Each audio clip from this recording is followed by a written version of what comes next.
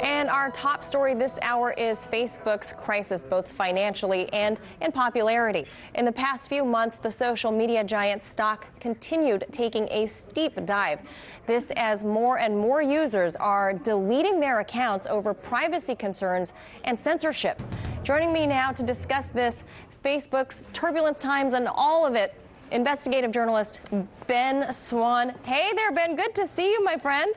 Been a long time. It has been. So Facebook stocks, they've tanked in recent weeks, something like $200 billion in market value gone in a mass sell-off. This really began this past summer, I think, when we saw Mark Zuckerberg in the hot seat at Capitol Hill. What do you think is really driving this sell-off? So a couple of really important points here, because if you're watching mainstream media, they are not explaining this situation at all fairly. Here's what's really going on. Facebook has seen this huge sinking of user base and revenue, which are really tied together since the summer, simply for one reason. And that is simply because they have decided to start purging independent voices from their platforms. Conservatives, progressives, anti-war activists, libertarians, Green Party. Listen, anybody who's not part of the establishment is getting purged. Now, a lot of conservatives say it's just them. It's not. It's across the spectrum. And so if you're not establishment and you're gone, and all of a sudden all that content is now missing from Facebook, users are saying, I have no need for Facebook, and they're walking away. Right, and we saw, especially in the 2016 elections, we saw that people were turning to Facebook as a means of their media and their news source. Now, Facebook's business model, though, Ben, it's predicated, right, on the personal information of its users to be shared with the advertisers. Now, this scheme appears to be deteriorating as more people are becoming savvy and keen to these privacy issues. Talk to us a little bit more about Zuck's privacy problem here. Well, I think there's a huge problem here, and I don't want to gloss over the last thing, so I'll go back to that in just a second. But yeah, in terms of privacy, look, there is a huge issue here, but I think at the same time, most people have now surrendered to the idea that if you are on social media, you are having your data mined, right? If you're on Instagram, if you're on Facebook, if you're on Twitter, wherever you are.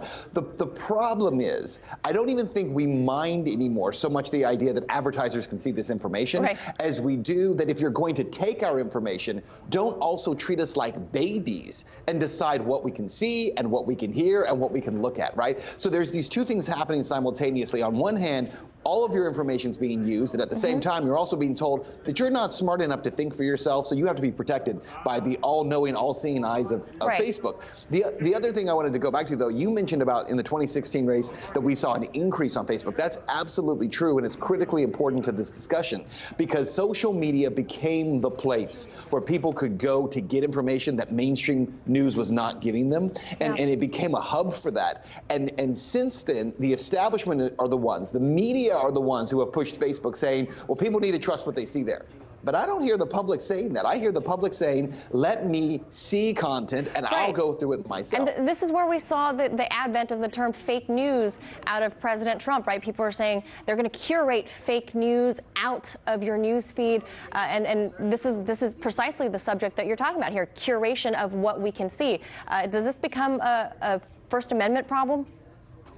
Well, I think it's a First Amendment problem just in terms of the principle. It's not really in terms of any kind of legal issue, because obviously Facebook is a private company. And I love when people say that, right? They'll say, oh, well, they're private companies, they can do what they want. Yes, but as a consumer, I can do what I want.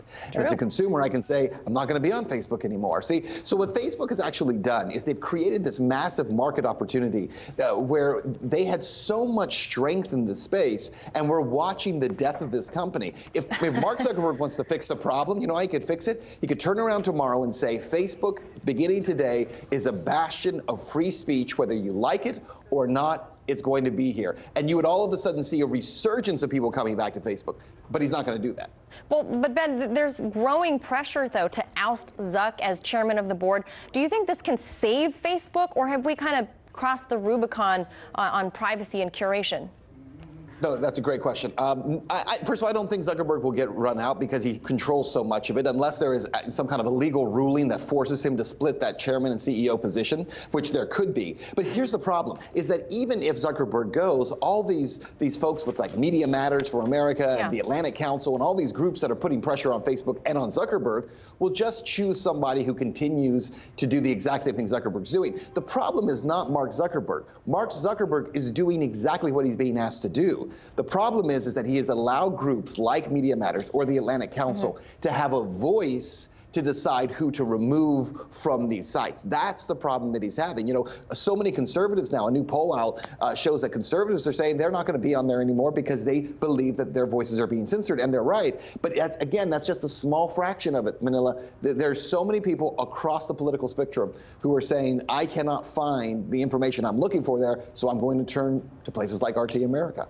And thanks for joining us as always, Ben Swann. Good to see you. We'll be seeing you again probably tomorrow. Ben Swann, investigative journalist, thank you so much. Thanks, Manila. Hey YouTube, thanks for checking out our channel. We hope you enjoyed the video. We have tons of content for you just like this. For more of RT America's one-of-a-kind news and analysis, be sure to subscribe and never stop questioning more.